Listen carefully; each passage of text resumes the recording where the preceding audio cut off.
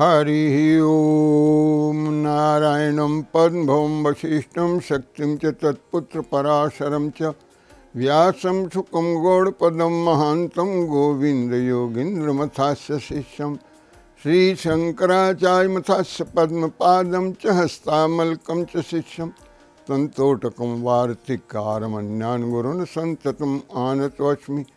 श्रुतिस्मृतिपुराणानाम् आलयं करुणालयं नमामि भगवत्पादं शंकरं लोकशंकरं शंकरं शंकराचार्यं केशवं वादरायणं सूत्रभाष्यकृतौ वन्दे भगवन्तौ पुनः पुनः। ईश्वरो गुरुरात्मेति मूर्तिभेदविभागिने व्योमवद्व्याप्तदेहाय दक्षिणामूर्तये नमः। ओम शांति शांति शांति। ओम नमो नारायण। ज्ञान गंगोत्री की इस प्रवचन श्रृंखला में आप सबका हार्दिक अभिवादन है, हार्दिक अभिनंदन है, हार्दिक स्वागत है। जैसा कि आप जानते हैं, इस श्रृंखला में हमने छांदोग्य उपनिषद के सामवेद का ही अंतिम भाग है छांदोग्य उपनिषद। तो छांदोग्य उपनिषद में जहाँ उद्दालक और श्वेतकेतु की वार्ता है, उनका प्रसंग है, उस पर हम अपना डिस्कोर्स प्रवचन और स्वाध्याय कर रहे हैं। तो आप ध्यान से सुनेंगे तो जो रहस्य है प्रकृति का रहस्य आपको समझ में आएगा और सृष्टि का रहस्य समझ में आएगा। सृष्टि क्या है, प्रकृति क्या है, थोड़ा जान लीजिए। आम फहम भाषा में लोग, सामान्य जन, प्रकृति जो है सराउंडिंग को और इन्वायरमेंट को, वातावरण को, इसी को प्रकृति समझ लेते हैं कि हम इसके प्रकृति का बैलेंस बिगाड़ रहे हैं। अरे प्रकृति ने तो बनाया है, सबके पीछे है। पहाड़ बनने में, पर्वत बनने में, नदी बनने में, समुद्र बनने में, पेड़ पौधे बनने में, जितना कुछ जो हुआ है ये सब किससे बना है जी? प्रकृति ने बनाया है। इसके मूल में नारायणम पद्मभवं वसिष्ठम। हम जब गुरु की वंदना करते हैं, ये नारायण कौन है? नारायणो परोव्यक्तात् अंडम अव्यक्त संभवम। ये नारायण जो है अव्यक्त कहते हैं प्रकृति को।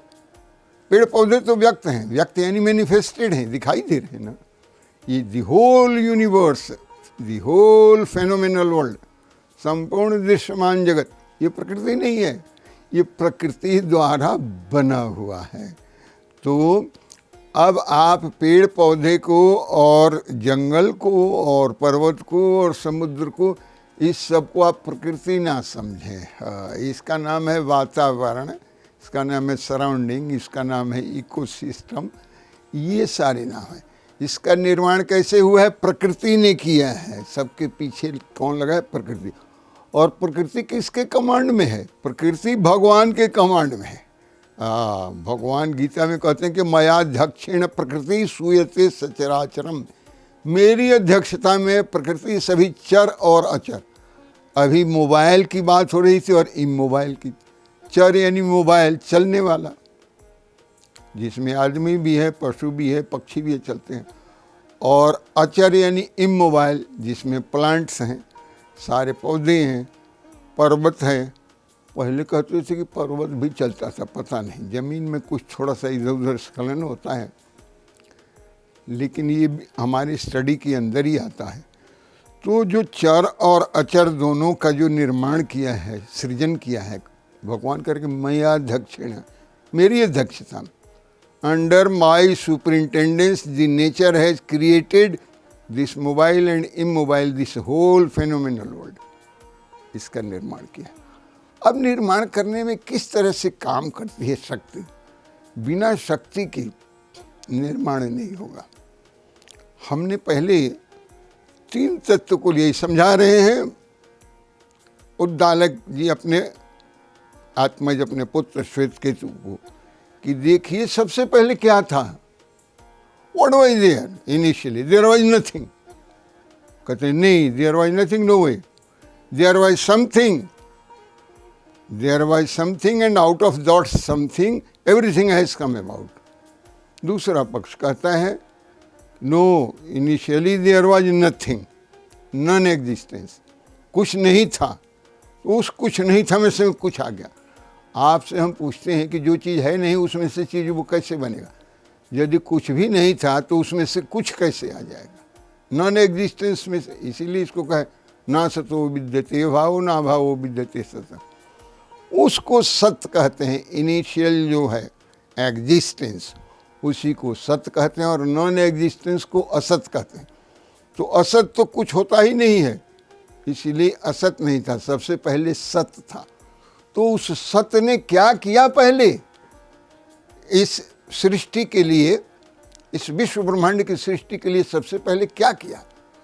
उसमें कौन सी एनर्जी इन्फ्यूज़ किया? तो कहते हैं कि सत्य ने सबसे पहले सो अकामयत, इस तरह की कामना की, दैट सत्य, that existence, that God, that God head, he thought and he saw, देखा और सोचा और चाहा कि मैं अपने तरह बहुत सारे लोगों को सृजित करूं। लेकिन एकाएक जैसे ही वो चाहा तो लोग बाग निकलने लगेंगे तो कैसे बात बनेगी? There should be some process, there should be some process, some method, some procedure in creation. So उस सत्य ने क्या किया? तो उस सत्य ने ये देखा कि सबसे पहले क्या चाहिए? सबसे पहले तेज चाहिए। तो उसने सबसे पहले तेज देखा। तेज का अर्थ ये हुआ कि सबसे पहले वाइटल एनर्जी के रूप में तेज यानी अग्नि, प्रकाश। और उस प्रकाश ने फिर क्या देखा? कहते हैं कि उस प्रकाश ने फिर जल को देखा, तो वाटर को देखा। सो दैट फायर, दैट अग्नि, that light, that vital force saw, imagined and created what? Water. इस पर चर्चा के जल बनाया, तो तेज से जल हो गया। और जल ने क्या किया? तो जल ने अपने को इमेजिन किया, देखा और बना दिया। क्या? किसमें कन्वर्ट हो गया? अन्न में हो गया। तो जहाँ भी वर्षा होती है, जल होता है, वहाँ अन्न होता है, और उसी अन्न से सब जीव और प्राणी उत्पन्न होते हैं। तो जितने प्राणियों के बारे में हमने बात की, ये सब प्राणी की उत्पत्ति में, चाहे वो अंडज हो, चाहे वो जडज हो, चाहे वो उद्भिज हो, उन सबके पीछे ये फोर्स, ये वाइटलिटी, ये एनर्जी लगा हुआ है। कौन कौन सा? ये तेज, जल और अन्न। और अन्न पृथ्वी से होता है, इसलिए पृथ्वी कहते हैं। अब ये तीन वाइटल फोर्स की जो बात हो रही है, तेज अग्नि, जल और पृथ्वी अन्न, वेदांत में जो क्रिएशन की जहाँ सब जाके मिलती हैं, वहाँ prime ordeal elements, fundamental elements को बताया है 5। पहले क्या बताया? वॉइड, आकाश, स्पेस। तो कहते हैं सबसे पहले आकाश। भगवान ने क्या बनाया? आकाश बना दिया। और आकाश के बाद, आकाश के बाद उन्होंने वायु बनाया। और वायु के बाद क्या बनाया? कहा कि वायु के बाद उन्होंने अग्नि बनाया। अग्नि के बाद क्या बनाया? अग्नि के बाद जल बनाया। जल के बाद क्या बनाया? जल के बाद पृथ्वी बनाया। तो ये पांचों तत्वों का अमलगमेशन और मिलन जो होता है, इसको पंचीकरण कहते हैं। वो एक जटिल प्रक्रिया है, किसी दिन मैं समझाऊंगा, जिस दिन मेरे सामने वो बोर्ड वगैरह होगा, ब्लैक बोर्ड से लिख के समझाऊंगा कि पंचीकरण कैसे होता है। लेकिन ये त्रिवृत्तकरण जो है, त्रिवृत्तकरण का मतलब हुआ कि 3 फोल्ड। कहाँ का जी? तो हमने पहले लिया है तेज और जल और पृथ्वी, ये त्रिवृत्तकरण है। और अभी जो हमने बात की है आकाश, वायु, अग्नि, जल और पृथ्वी, वो पंचीकरण से बनता है। अब इस त्रिवृत्तकरण में आप देखेंगे कि ये फोर्स जो आया है, ये कौन सा फोर्स आया है? डिवाइन फोर्स आया है। वही डिवाइन फोर्स, वही परमात्मा जिसने इमेजिन किया और देखा और प्रवेश किया किसमें, तेज के रूप में, और वही तेज के रूप में प्रवेश किया फिर जल के रूप में, और वही जल से अन्न और पृथ्वी के रूप में। So all through these three elements और एलिमेंट्री फंडामेंटल एलिमेंट्स, इसमें जो तारतम्यता जो है, कंटिन्यूटी जो है, वो किसकी है? वो डिवाइन फोर्स की है, देवता की है। सो ये सब में दैवत विद्यमान है, देवता विद्यमान है। उसी तरह से आकाश में भी है, आकाश में भी है और वायु में भी है और अग्नि में भी है, जल में भी है और पृथ्वी में भी है। और ये देवता आपस में जब ये प्रवेश करते हैं तो देखिए, आपको एक बात बता दें, प्रवेश और आवेश दो चीज़ है, ध्यान से सुनिएगा। It is very important issue I am telling you. आवेश किसको कहते हैं, प्रवेश किसको कहते हैं? यदि हम इस स्टूडियो में आ जाते हैं तो मेरा प्रवेश इसमें हो गया है, इस स्टूडियो में मैं प्रवेश कर गया हूँ। हम किसी कमरे में जाते हैं तो हमारा प्रवेश होता है, या इस कमरे में कुछ और आ जाता है तो उसका भी प्रवेश हो जाता है। कहीं जल आ गया तो जल का प्रवेश हो गया। आवेश किसको कहते हैं? आवेश प्रवेश करने को नहीं चाहता, मेरे अंदर आवेश है, इसका मतलब कि चार्ज, चार्ज को कहते हैं charge. My body charge with some energy. So energy जो है शक्ति का रूप है, आप देख नहीं सकते हैं, प्रवेश जो करता है उसको तो देखते हैं, आवेश को आप देख नहीं सकते हैं कि इसमें चार्ज आया है कि नहीं आया है। So the moment something is charge with some energy, it changes its property, वो अपने स्वभाव को बदल देता है। इसलिए all through this divine charge, वो इंट्रेंस नहीं था, तेज से जल में और जल से पृथ्वी में अन्न में आया है ये चार्ज। और चार्ज और आवेश आने से इसमें कोई दूसरी चीज़ नहीं आई, इसमें सृजन करने की, प्रोक्रिएट करने की, प्रोक्रिएट कहते हैं पुनर्सृजन करने की, रिप्रोड्यूस करने की। तो ये जितने भी चीज़ हैं हमने बनाया है ना, विधि अलग हो सकती है अंडा से उत्पन्न करने वाले का, लेकिन वो सब अंडे में फिर वो गुण आ जाएगा कि दूसरा अंडा बनाएगा। उसी तरह से जड़ज में भी सब में गुण आ जाएगा कि वो दूसरा आदमी बनाएगा।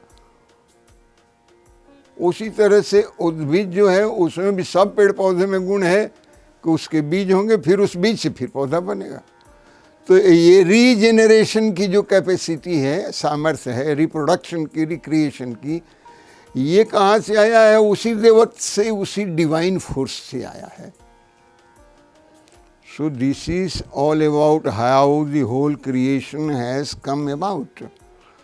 अब इसके बाद हम इसके आगे के एपिसोड में जब हम चर्चा करेंगे तो हम ये बताएंगे कि जो फोर्स, ध्यान दीजिए, जिस फोर्स ने चार्ज करके, आविष्ट करके वाइटलिटी को, फायर को, एंड देयर आफ्टर वाटर को, उसके बाद अन्न और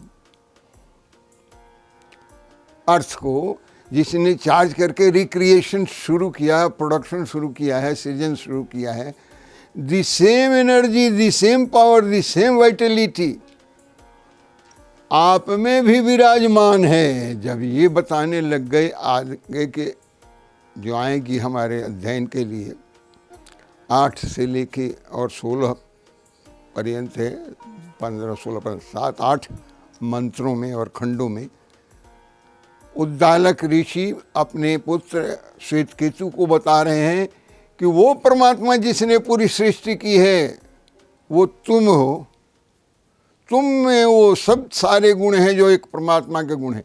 जब परमात्मा के सारे गुण तुम्हारे में हैं तो तुम भी तो वही हो। इसीलिए कहते तत्त्वमसि, तुम कौन हो? कहते तत् असि। तत् कौन? ब्रह्म, जो परमात्मा है। You are that, thou art that, तुम वही हो।